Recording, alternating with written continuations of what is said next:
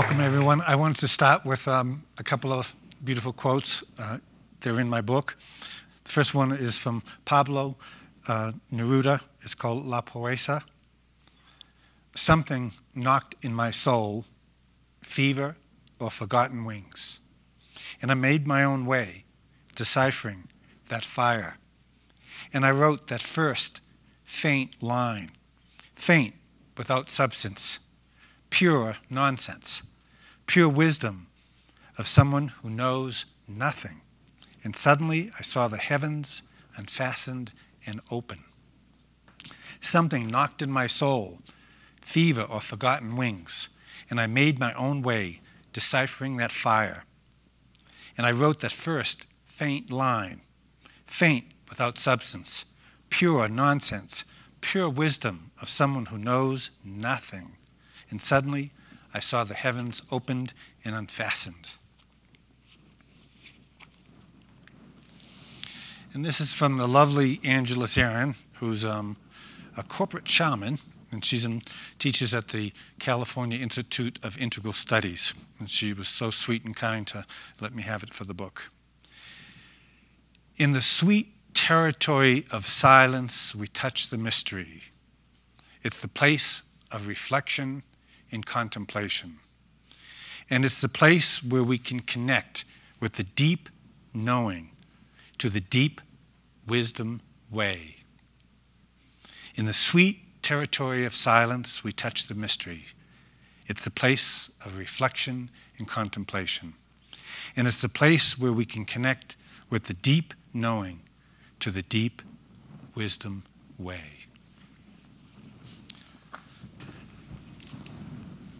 Okay, we're going to start with a slideshow, some PowerPoint, kind of top heavy down science, brain science, on what happens to your mind when you do mindfulness meditation, what happens to the brain, how the brain interacts with the mind. It'll be a little scientifically, professorially heavy, but then we're going to change it up halfway through, and we'll do some experiential work to demonstrate how to practice mindfulness. And then another aspect of the Buddha's Toolkit, in addition to theory, mindfulness practice, is intuition. And we'll do a meditation on how to activate your intuition. Okay, so the mindfulness in the brain. Okay, so the brain, what is the brain? The brain is a integrated neural network. And so the brain's communicating with the mind, and then the mind's communicating with our body. But what we've learned in the last 10 years of mindfulness research is as we alter our mind through mindfulness practice and various forms of meditation, we directly can alter the pathways in our brain, which then alter the brain-mind molecular pathways in the body. So if you want to change your brain, you change your mind through meditation or yogic practices. And if you want to change your mind, you do practices that directly change and alter the brain. So in mindfulness practice, we're working on coming into the moment. And how do we do that? We come into the moment with an awareness of the in-breath, the out-breath, or the rising and the falling of the breath. Mindfulness fosters a clear sense of seeing, as well as open capacity and quality to hear. So that over time, I've been practicing mindfulness for about 42 years. And I would say each and every day, the more that I sit, the more that I practice, the clearer and also the more non-reactive I become. In contemplative neuroscience, there's an institute called the Mind and Life Institute, and was originally developed by the Dalai Lama, and then Daniel Goleman, the author of Emotional Intelligence, and a very good friend of mine from college in Amherst, Dr. Daniel Brown, who's written a lot of books on meditation.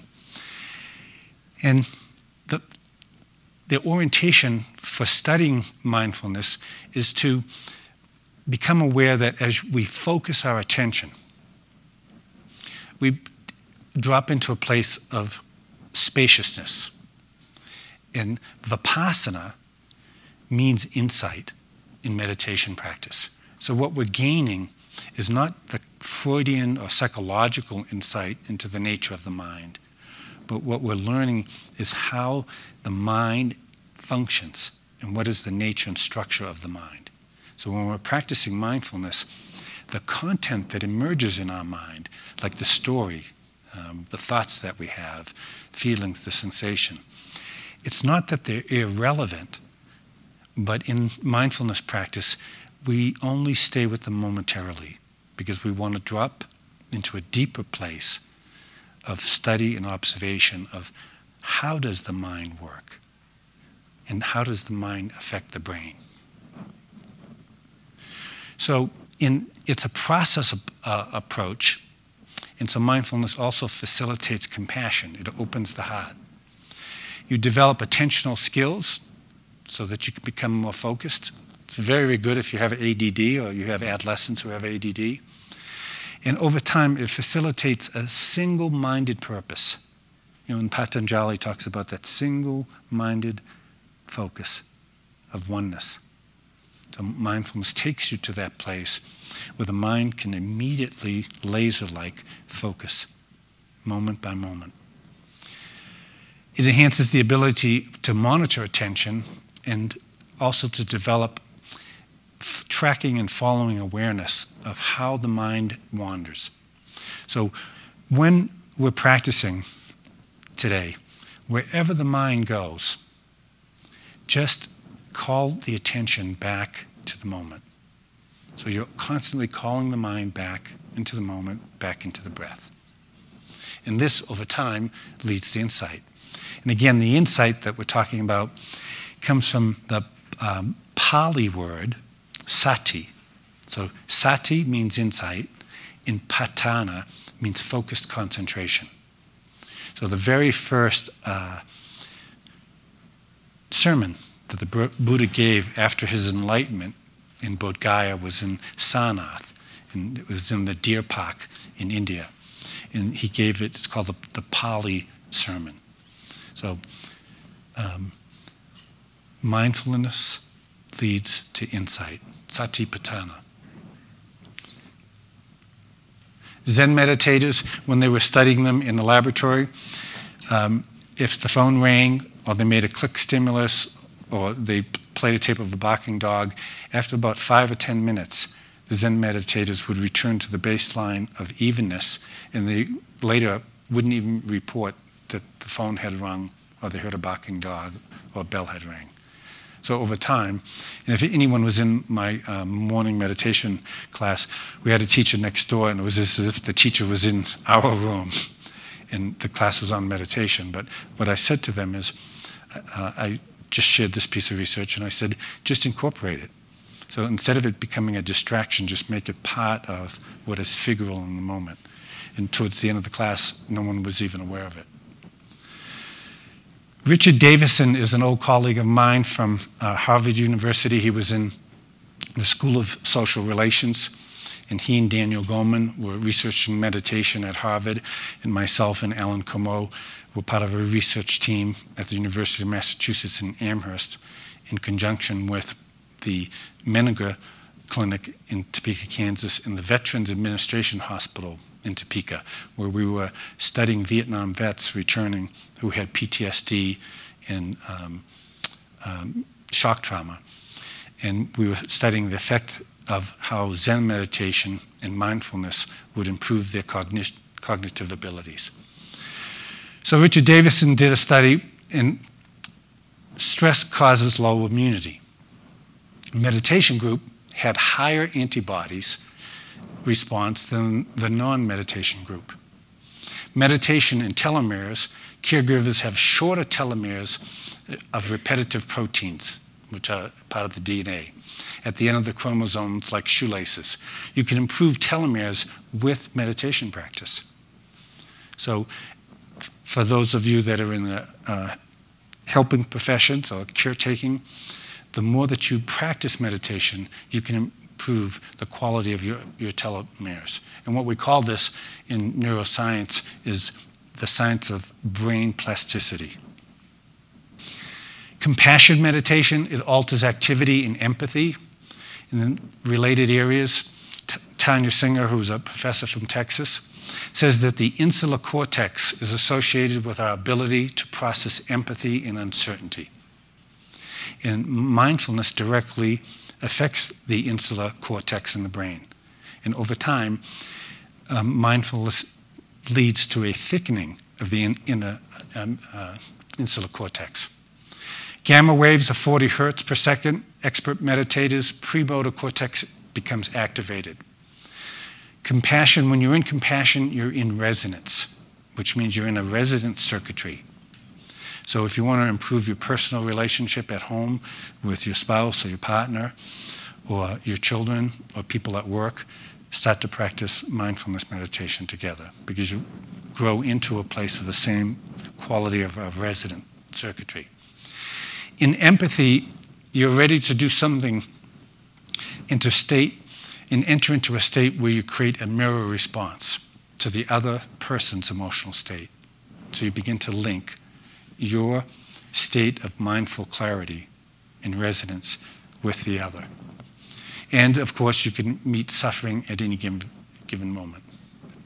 So what is this fancy word called neuroplasticity?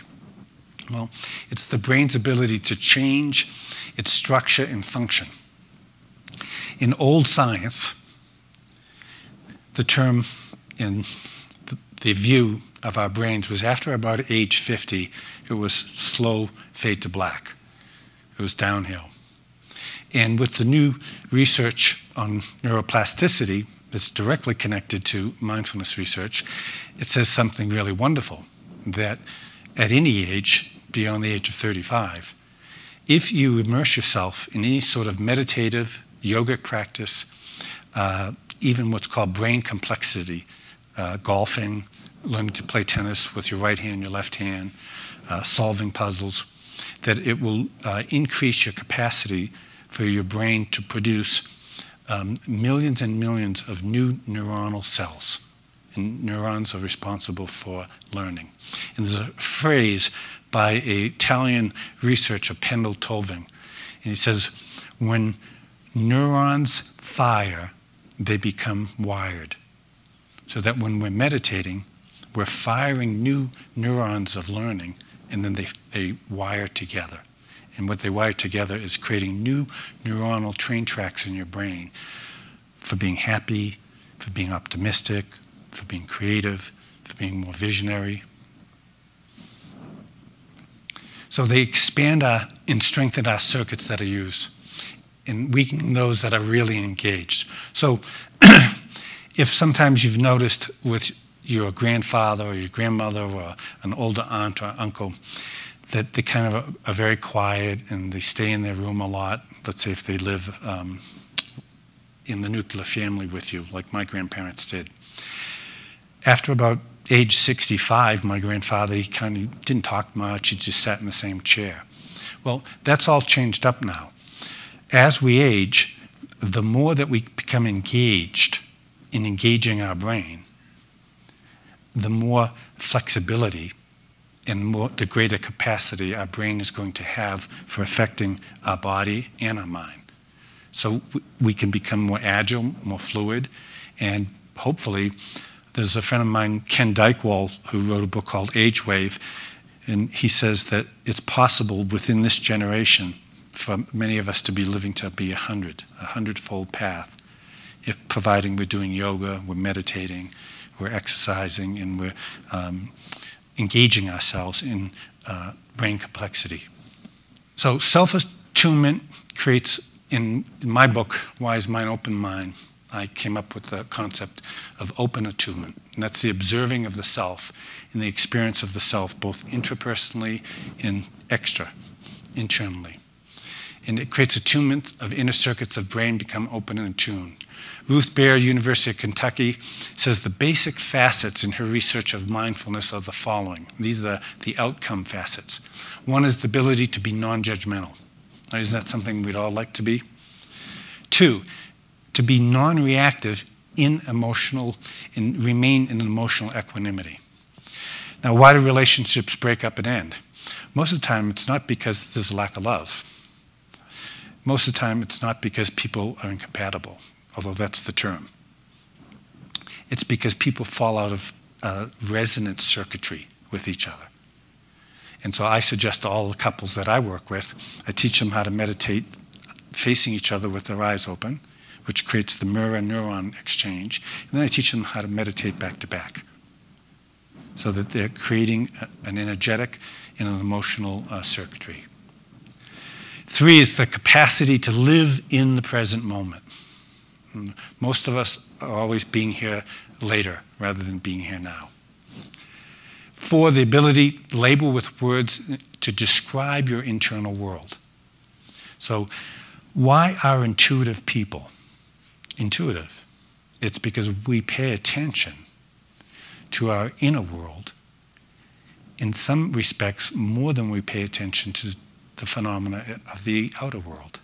So we go inside first, and then we go outside. Ability to label with words and describe the internal world. 5, meditator's capacity for self-observation. It's very, very important to be able to observe yourself. The brain, front of the brain, thinking functions, prefrontal cortex. Very, very important whenever we're talking about mindfulness meditation. So very quickly, what's the prefrontal cortex? It's the part of the brain that's behind the forehead. The right side,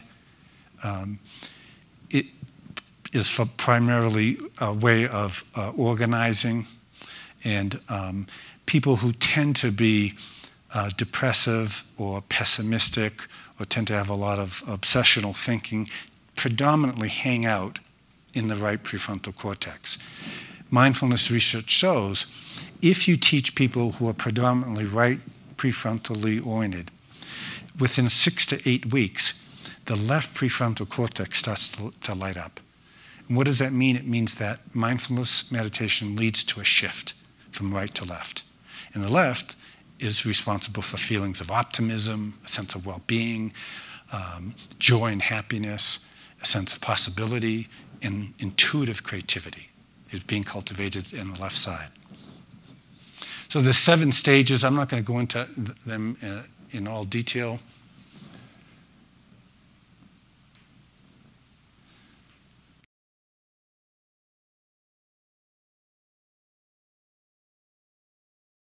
See the amygdala on the right side, limbic system? It's like an almond.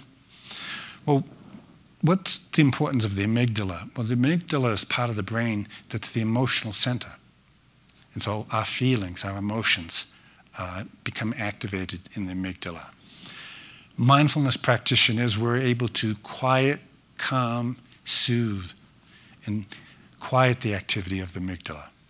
And people that don't meditate tend to be more explosive and more irritable and more reactive.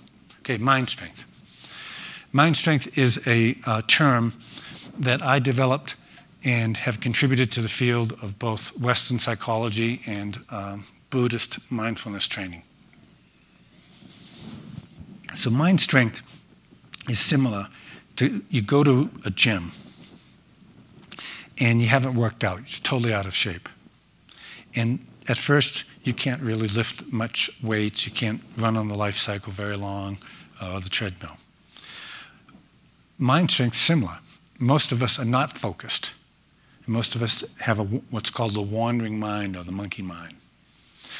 What we do over time by meditating minimally 5 minutes a day, up to 20 minutes, and ideally 20 minutes twice a day, and then if you really enjoy meditation, you start to meditate 31, 41 minutes twice a day. You'll cultivate, metaphorically, the muscles in the brain. What you're really doing is you're developing and thickening the gray matter of the brain in the mid-insula. And you're lighting up the left prefrontal cortex. So over time, you develop mind strength. And so what is mind strength? It's the ability to very quickly and easily shift out of any kind of reactivity. So something's pissing you off or irritating you at work or at home, and you just drop in, and you're cultivating equanimity, compassion, and you're letting go, creating some space and separateness. It's the capacity to deal with the full force and fury of your emotions and the emotional response from other people. Mind strength gives you mastery over your thoughts and feelings, opening your eyes to whether the products of your mind are useful tools for self-discovery. Because sometimes when we're meditating, the products of our mind, and this is where intuition comes in the Buddhist Toolkit. So when I was writing my book in Greece over 2 summers, I'd be meditating or I'd be out swimming for long periods of time. I love to swim and be in the water, surf. And I'd enter into this state where I'd feel at one with the ocean. And then all of a sudden, entire chapters would just kind of be downloaded into my brain. And I would just kind of just see it. So what does that mean? It means that when I was swimming in a mindful state, and I was churning on that left prefrontal cortex. And so then intuition starts to open up. And that's what open mind is.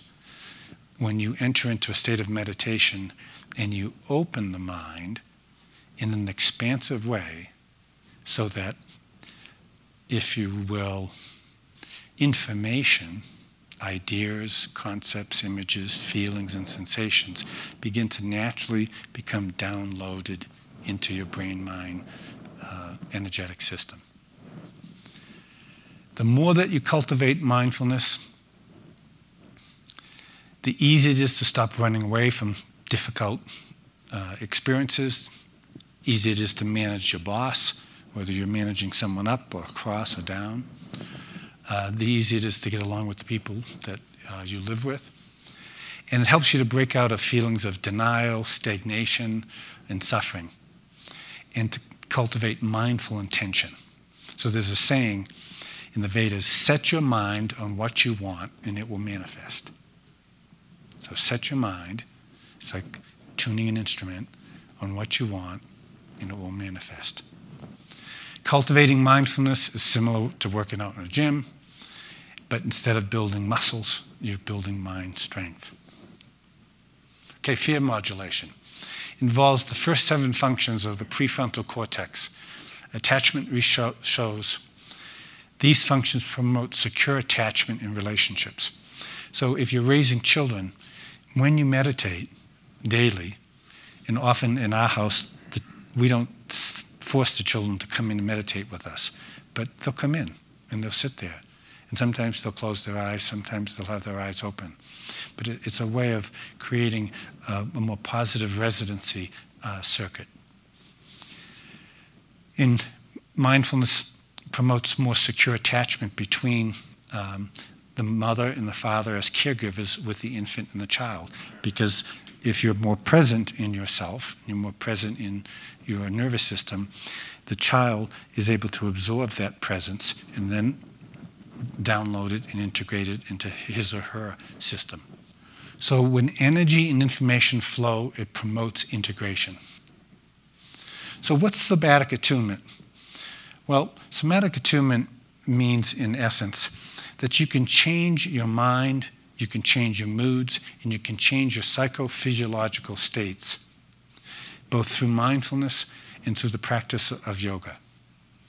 And as we all know, sometimes I'll have a very difficult day, and I might be irritable or even angry, and then I'll go into a yoga class. I'll take Shiva Ray's yoga class. And an hour and a half later, I'll come out and I'll have no awareness that I was irritated or I was tired, and I'll come out to like totally expansive. And what that means is that the brain-mind entered into an environment of engaging the somatic intelligence of the body through the asanas, coupled with the breath, to facilitate a somatic shift. Because there's a certain quality of intelligence that resides in the physical body. And the yogis have taught us for thousands of years that our job is to tap into that somatic intelligence, to tap into those altered states of consciousness. We're going to shift it, because we're running out of time, and get out of our head.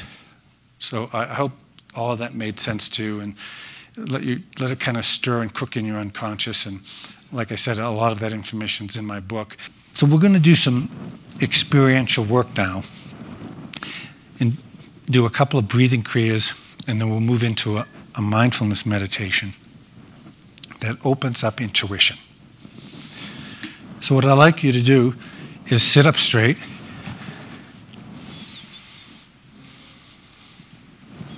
Put your feet flat on the floor.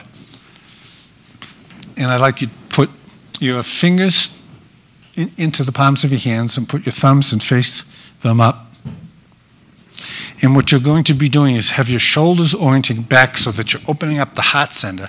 Because the heart center and the ajna center are the two centers that we want to get in touch with to become more intuitive. And then we're going to be doing what's called a breath of fire. The breath of fire is done like this. You pump your abdomen in and out in a rapid motion, so it looks like this.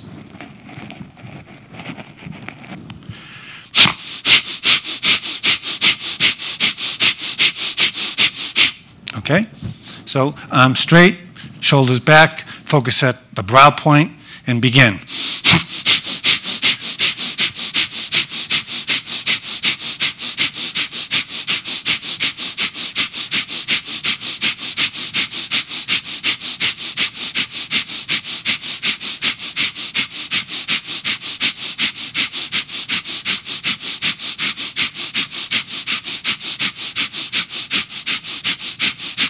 Now, inhale deeply and bring the thumbs and have them touch each other over your head.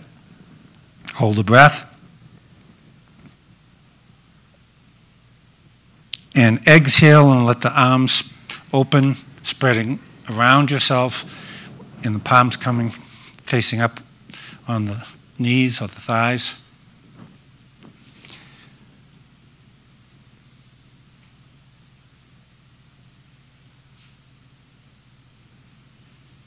And then interlock the fingers like this. Put the thumbs down. Put your arms out straight. This is the second kriya for opening up the heart center, stimulating activity in the ajna, third eye. And again, breath of fire.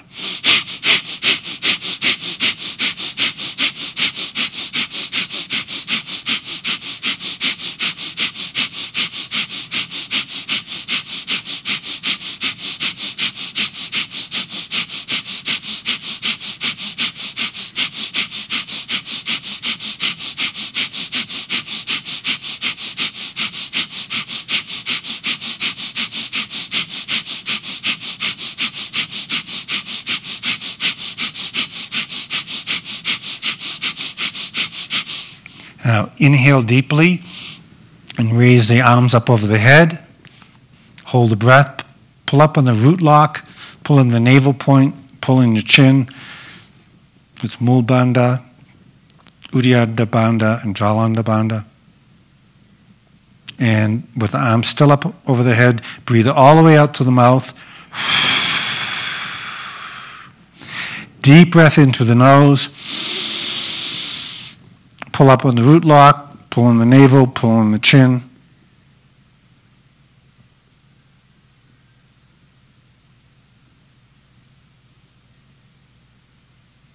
Breathe all the way out to the mouth. And slowly relax the hands and arms down, palms facing up. Take your thumb and your pinky finger and have them lightly touch.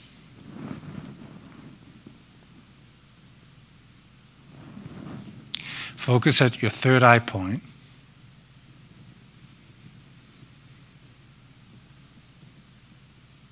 And then take your left palm and place it over the heart chakra.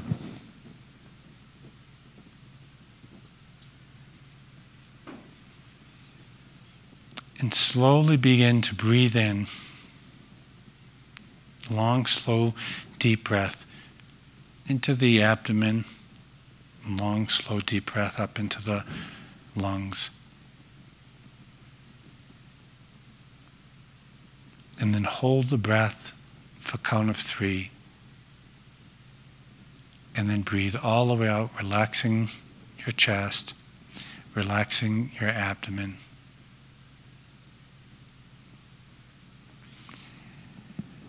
And pay attention to, while I'm talking, guiding you through the meditation, stay with that breath pattern of long, slow breath, abdomen expanding, lungs expanding. Sometimes it's helpful if you expand the abdomen, 1, 2, 3, expand the lungs, 1, 2, 3, then you hold the breath for 1, 2, 3, and then you let the whole breath go, emptying the lungs, emptying the abdomen. And bring the focus of your awareness at both the heart center and the third eye. Because when we're developing the intuitive ability, part of the Buddha's toolkit, the capacity to become receptive,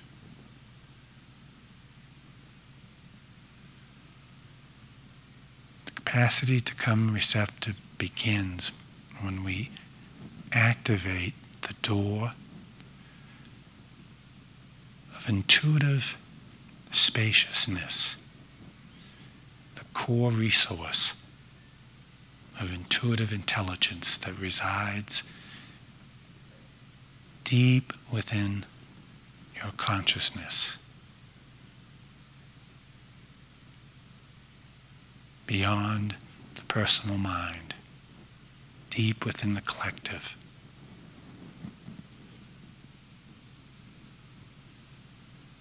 And without any effort or striving, just be aware to access open mind. All you need to do is to be open to entering into the opening. To access open mind, all we need be is open. To open into the opening inside.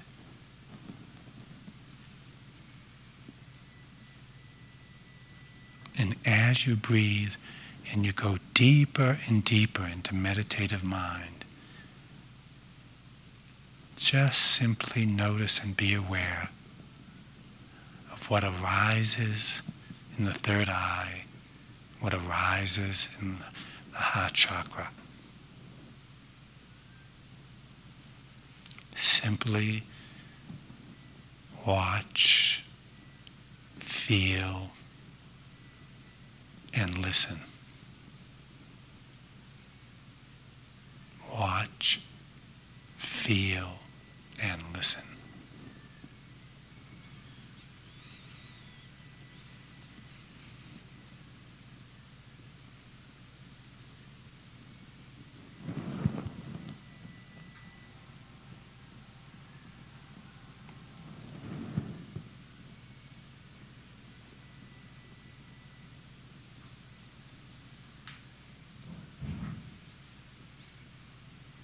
And with each and every breath, take yourself deeper and deeper into open mind, into the core of intuition.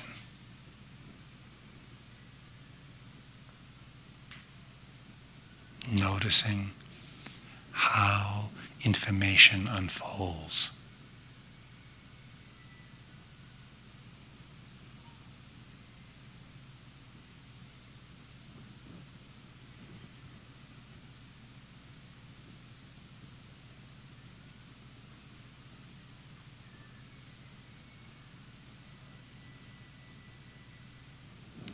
Noticing what your body is communicating to you.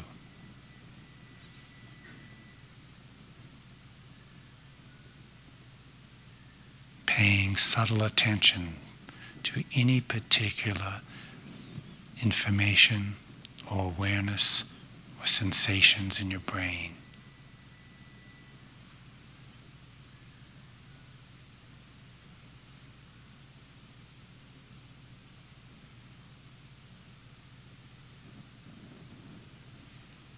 As if you are mining down into the core gold of your intuitive experience.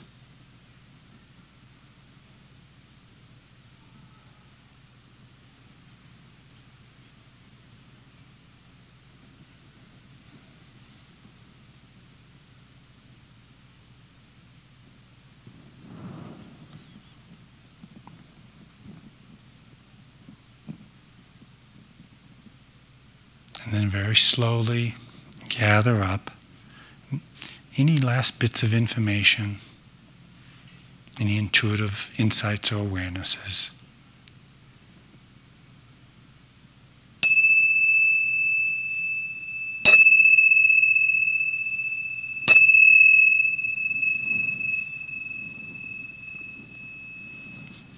And take a deep breath in through the nose and deep breath out through the mouth. Deep breath into the nose. Deep breath out through the mouth. Deep breath into the nose and hold it. And we'll resonate one long, deep Om. Om.